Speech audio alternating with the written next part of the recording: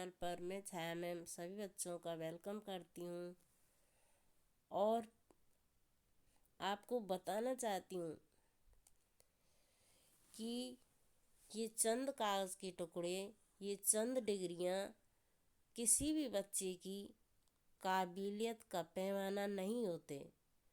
ये चंद कागज़ के टुकड़े ये आपकी काबिलियत का कोई पैमाना नहीं होते। किसी बच्चे की काबिलियत को नापना है तो ये जो डिग्री, ये मार्कशीट, ये इनके सब ये इनके पैमाने नहीं हैं कि किसी बच्चे के मार्क्स कम आ गए और तो वो बच्चा किसी काबिल नहीं है, ऐसा कुछ भी नहीं है। आप अपने मन में से भय को निकाल दें और स्वतंत्र होकर पढ़ें, क्योंकि किसी भी बच्चों की काबिलियत को इन चंद कागज़ के पन्नों से, कागज़ के टुकड़ों से नहीं नापा जा सकता। आप सीखने पर जोर डालिए, जितना हो सके आप सीखिए। तो बोर्ड परीक्षाएं आपकी नज़दीक आ चुकी हैं। किसी भी प्रकार का भय मन में नहीं लाना है। कॉन्फिडेंस के साथ जितना भी आपको याद हो, जितना भी आपने लर्न किया है, अचीव किया है, उसी के अनुसार आपको परीक्षा देनी है कॉन्फिडेंस के साथ। और नया कुछ भी पढ़ने की कोशिश नहीं करनी है। जो आप पढ़ चुके हैं उसी को आपको रिवीजन करना है, क्योंकि कुछ बच्चे क्या है कि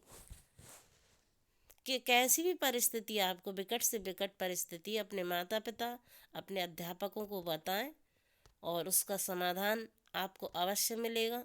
खुद कोई स्टेप ना उठाएं और किसी भी प्रकार का संशय अपने मन में हो तो उसे पास ना रखें, उसे अवश्य बताएं किसी न किसी को। तो देर न करते हुए मैं छाया मैम ज्ञान गंगा चैनल पर आज की क्लास को इम्पॉर्टेंट पदखंड चैप्टर 1 सूरदास के पदों से इम्पॉर्टेंट व्याख्या लेके आई हूँ पद की, और आप पढ़ेंगे, रिवीजन करेंगे। और अगर आप पहली बार ज्ञान गंगा छाया चैनल पर आएँ तो चैनल को सब्सक्राइब करना और अपने दोस्तों में लाइक सब्सक्राइब करना, शेयर करना। तो पहली व्याख्या है, चरण कमल बंदन हरि राई, जाकी कृपा पंग गिर लंगे, अंधे को सब कुछ दर्शाई। बैर सुने गूंगी पुनि बोले, रंग चले सिर छत्र धराई। सूरदास स्वामी करुणामय, बार बार बंदई तेहि पाई। तो ये व्याख्या काफ़ी इम्पोर्टेंट है, आप पढ़ेंगे और इसके शब्द अर्थ व्याख्या पूरा देखेंगे। तो हरि माने श्री कृष्ण, पंगु माने लंगड़े, लंगड़ा, और लंगे माने लांग लेता है, गूंग माने गूंगा, रंक माने दरिद्र, पाई माने चरण।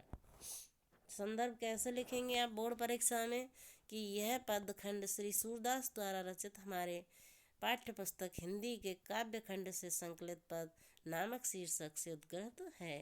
प्रसंग कब का है? अगर प्रसंग आता है तो नहीं तो संदर्भ भी आता है। अगर प्रसंग आता है तो उसके बारे में लिखेंगे कि ये जो पदखंड है इसमें किसके बारे में बताया गया है। ठीक है, तो प्रसंग में लिखेंगे इस पद में, इस पदखंड में भक्त कवि सूरदास जी ने श्री कृष्ण के चरणों की वंदना की है। ठीक है, अब व्याख्या कैसे करनी है। भक्तों में सर्वश्रेष्ठ भक्त शिरोमणि सूरदास श्री कृष्ण के कमल रूपी चरणों की वंदना करते हुए कहते हैं कि इन चरणों की कृपा सर्वोपरि है। इनकी कृपा हो जाने पर एक लंगड़ा व्यक्ति भी पर्वत को लांघ सकता है और अंधे को सब कुछ दिखाई देने लगता है। इनके चरणों के प्रभाव के कारण बहरा व्यक्ति भी सुनने लगता है और गूंगा पुनः बोलने लगता है। किसी दरिद्र व्यक्ति पर श्री कृष्ण के चरणों की कृपा हो जाए तो वह राजा बनकर अपने सिर पर राजमुकुट धारण कर लेता है। सूरदास जी कहते हैं कि ऐसे दयालु करुणा के सागर प्रभु श्री कृष्ण के चरणों की मैं बार बार वंदना करता हूँ। तो ये हो गई आपकी व्याख्या। एक्स्ट्रा कुछ भी नहीं लिखना है, जितनी उसकी व्याख्या बनती है उतना ही लिखना है, क्योंकि जितना अधिक लिखोगे उतनी अधिक आप गलतियाँ करोगे, तो गलतियों से बचना है। और अब की बार क्या है कि नंबरिंग सिस्टम होगा, आपकी जो बोर्ड से कॉपियाँ आएंगी उनमें नंबरिंग सिस्टम पहली बार होगा, उन पर पेज नंबर डले हुए आएंगे। नंबरिंग सिस्टम का मतलब यही है कि हर उस पर पेज पर नंबर डला होगा कि 1 2 3 4 ऐसे कंटिन्यूस पेज नंबर डले होंगे। यही है आपका नंबरिंग सिस्टम। अब काव्य सौंदर्य देख लेते हैं इसका। श्री कृष्ण के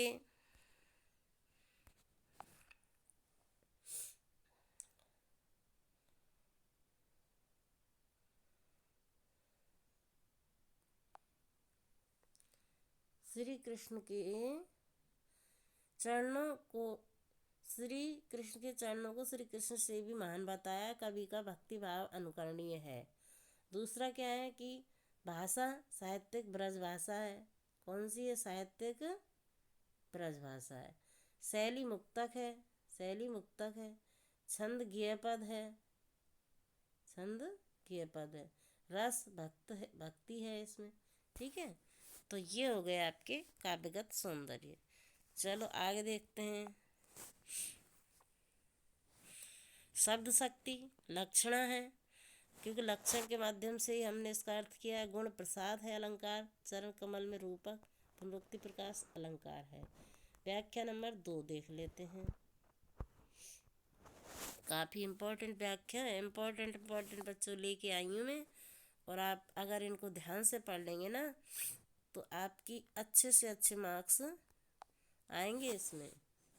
सच मानना आप इस बात को। अविगत अविगत गत कछु कहते न आवे, ज्यों गूंगे मीठे फल को रस अंतर्गत ही भावे।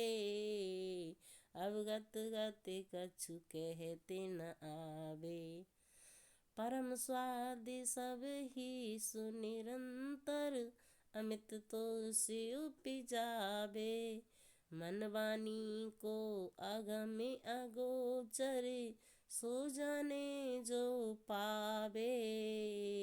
रूप रेखी गुण जाति जुगत बिन, निरालंब कित ध्यावे।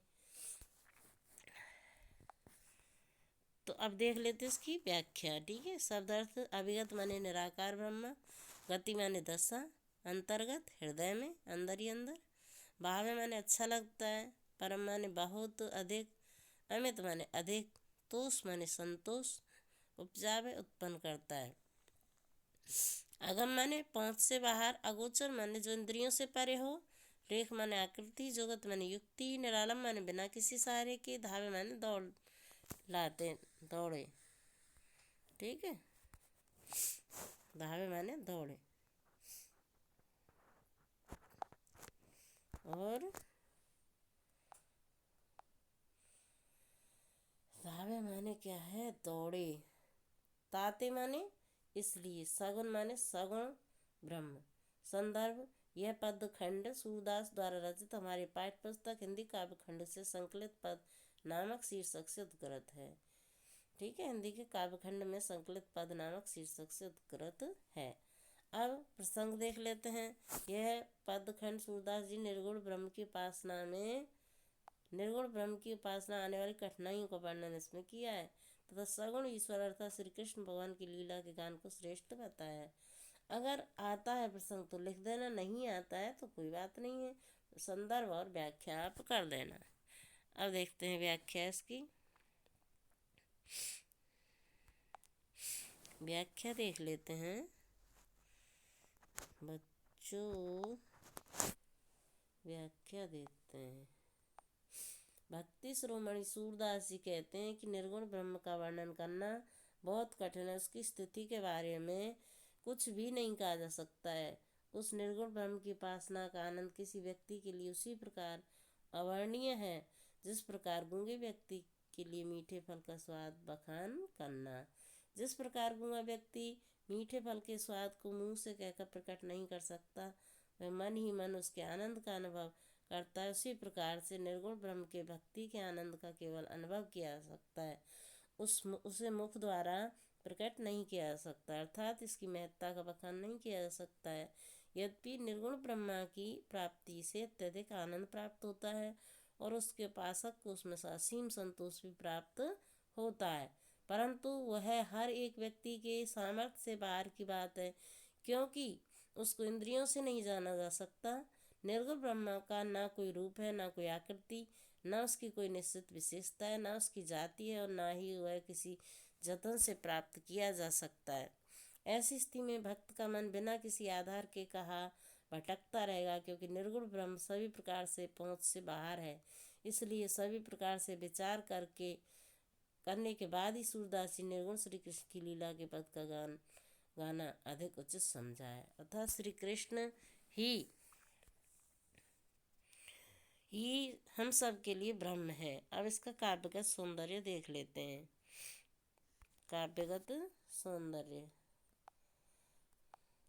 हम सब के लिए ब्रह्म है। काव्यगत सौंदर्य में क्या है कि उस निराकार ईश्वर की उपासना को कठिन तथा सगुण श्री कृष्ण की उपासना को सरल बताया गया है।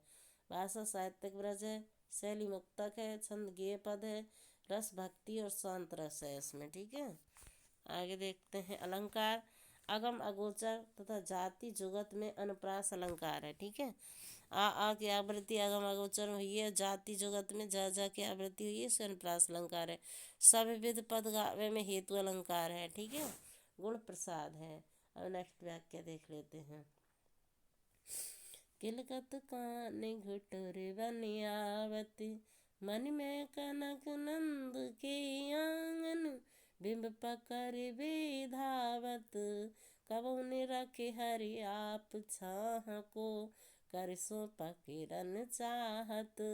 किलके हसत राजत द्वैदतियाँ, पुन पुन तेहि अब गाहत, कनक भूमि पर कर पग छाया, यह उपमा एक राजत।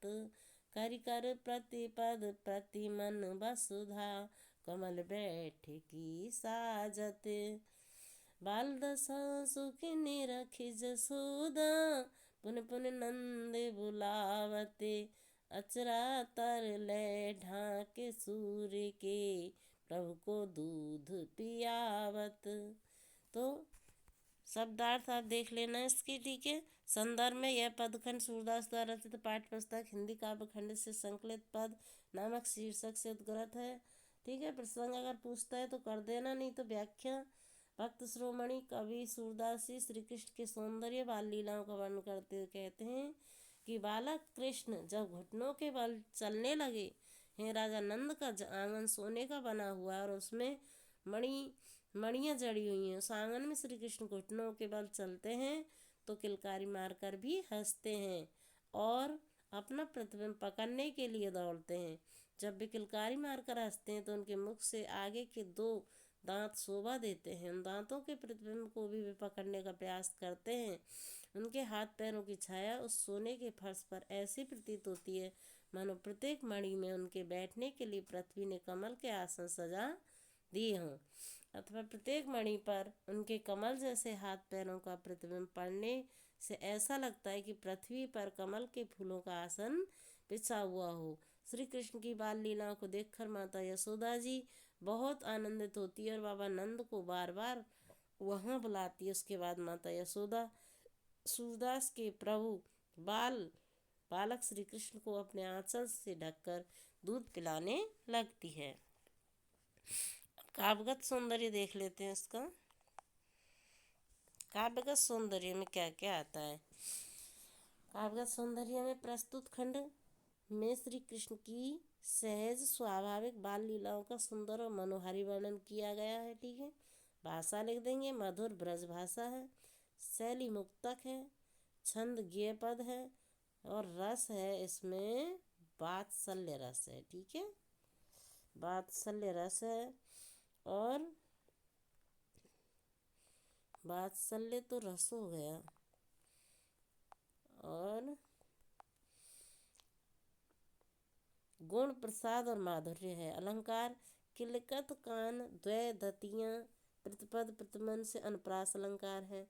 किलकत कान में का की आवृत्ति, द्वैदतियाँ में दाग की आवृत्ति और प्रतिपद प्रतिमन में प्रति की आवृत्ति होने से अनुप्रास अलंकार है। करी करी पुन पुन कार्यकारी और पुनः पुनः में पुनरुक्ति प्रकाश अलंकार है, क्योंकि एक ही शब्द की आवृत्ति बार बार हो रही है। और अनुप्रास में एक ही अक्षर की आवृत्ति बार बार होती है। ठीक है, अगली व्याख्या देख लेते हैं। पूरा पहला चैप्टर कंप्लीट है बेटा इसमें। ठीक है, आप लोग देख लेना। चौथी व्याख्या है, मैं अपनी सब गाय चरैया, मैं अपनी सब गाय चरैया, प्रात होते बल के संग जय हाँ, तेरे कहे न रहे हाँ, मैं अपनी सब गाय चरैया, ग्वाल बाल गायन के भीतर, ग्वाल बाल गायन के भीतर, ने को डर नहीं लागत, आज न सो बिनंद दुहाई, रैन रहो गो जागत, और ग्वाल सब गाय चरे हैं, मैं घर बैठो रे हूँ, सूर श्याम तुम सोई रहो अब, प्रात जान में दे हूँ। तो इसमें संदर्भ लिखेंगे कि ये पदखंड श्री सूरदास द्वारा रचित हमारी पाठ्य पुस्तक हिंदी के काव्य खंड से संकलित पद सूरदास के पद नामक शीर्षक से उद्गृत है। ठीक है, अब इसमें प्रसंग पूछता है तो लिख देना कि इस पदखंड में कवि ने मणियों से युक्त आंगन में घुटनों के बल चलते हुए श्री कृष्ण के बाल स्वरूप का बड़ा ही मनोहर वर्णन किया है। नहीं पूछता है तो अब संदर्भ लिखना और सीधे फिर व्याख्या पर आ जाना। व्याख्या में क्या है देख लेते हैं। भगवान श्री कृष्ण कह रहे हैं कि सूरदास जी श्री कृष्ण की बाल लीला का वर्णन करते हुए कहते हैं कि श्री कृष्ण अब बड़े हो रहे हैं और एक दिन श्री कृष्ण अपनी माता से कहते हैं कि हे माता, मैं अपनी सब गाय चराऊंगा, सवेरा होने पर बलदाऊ दादा के साथ जाऊंगा, तेरे कहने से घर पर नहीं रहूंगा, ग्वाल वालों तथा गायों के बीच रहने से मुझे तनिक भी भय नहीं लगता है। नंद बाबा की शपथ, आज मैं सोऊंगा नहीं, रात भर जागता रहूंगा, दूसरे गोप ग्वालों तो गाय चराएंगे और मैं घर बैठा रहूं। सूरदास जी कहते माता बोली, हे श्याम अब तुम सो जाओ, सवेरे मैं तुम्हें जाने दूंगी। ठीक है, ये हो गई आपकी व्याख्या। काव्यगत सौंदर्य हम देख लेते हैं। प्रस्तुत पद में श्री कृष्ण की सहज स्वाभाविक हाव भावपूर्ण बाल लीलाओं का सुंदर और मनोहारी चित्रण किए हैं। ठीक है, आप इतना भी लिख देंगे कि प्रस्तुत पद में श्री कृष्ण की बाल लीलाओं का सुंदर चित्रण किया है तो भी काफ़ी है। भाषा सरस और मधुर ब्रज है, शैली मुक्तक है, छंद गेय पद है, रस वात्सल्य अलंकार अनुप्रास है। अगली व्याख्या पांचवी व्याख्या देख लेते हैं। ठीक है, मैया हो न चरे हूँ गाए, सिगरे ग्वाल घिरावत मोस, मेरे पाए पिराए, मैया हो न चरे हूँ गाए, जो न पत्याई पूछ बलिदाहूँ, अपनी सोए देवाए, यह सुन माई जसोदा ग्वालिन, गारी देत रिसाई, मैं पठवती अपने लड़का को, आवे मन बहराई, सूर श्याम मेरो अति बालक, मारत ताहिर गाई। तो ऐसे आप अच्छे से पढ़ोगे ना तो आपके सभी कंसेप्ट क्लियर होते चले जाएंगे।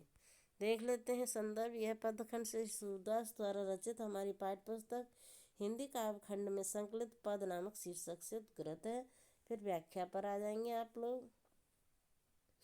श्री कृष्ण की बाल लीलाओं का वर्णन करते हुए श्री सूरदास जी कहते हैं कि बाल स्वभाव के अनुरूप श्री कृष्ण माता यशोदा से कहते हैं कि हे माता, मैं अब गाय चराने नहीं जाऊंगा। सभी ग्वाल वाल मुझसे ही अपनी गायों को घेरने के लिए कहते हैं। इधर से उधर दौड़ते दौड़ते मेरे पाँव में पीड़ा होने लगी है।